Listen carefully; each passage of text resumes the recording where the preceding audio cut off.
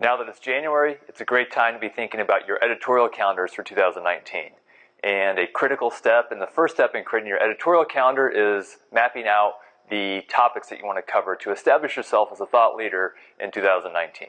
And I know it's a challenging task in the financial services industry where it's so crowded and there's so much content being created.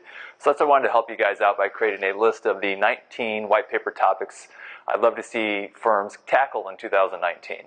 And I've divided the list amongst 4 verticals that I work with pretty closely: institutional asset management, private wealth management, professional services, and investment banking and private equity. And so today I'd like to take a look at one of the ideas from the private wealth management side of that list. And a topic that I'd love to see people write about in 2019 that are wealth managers is the fiduciary rule. That might sound like a really strange topic to be writing about in 2019, considering all the ink that's been spilled about it over the last few years of the Obama administration and over the last couple of years as the Trump administration, and then more recently the Fifth Circuit Court pulled the rug out from under the Department of Labor's fiduciary rule. However, the fiduciary rule is not dead, or at least it's not as dead as people think, and parts of it, its spirit, is going to live on.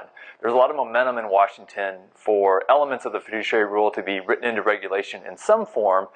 Namely, the Securities and Exchange Commission is formulating its regulation best interest, or Reg BI, and so it's clear that elements of it in some form and in some wording are going to live on. So as a wealth manager, you can't breathe a sigh of relief and think that this topic is gone. It's going to come back, and your clients are going to hear about it more likely than not, and they're going to have questions for you. So regardless of where you stand or what your model is and what regulatory standard you adhere to, it's a good idea to get out in front of it and be prepared to answer your clients' questions about what is a fiduciary, what does that standard mean, what are potential drawbacks of both sides of the issue.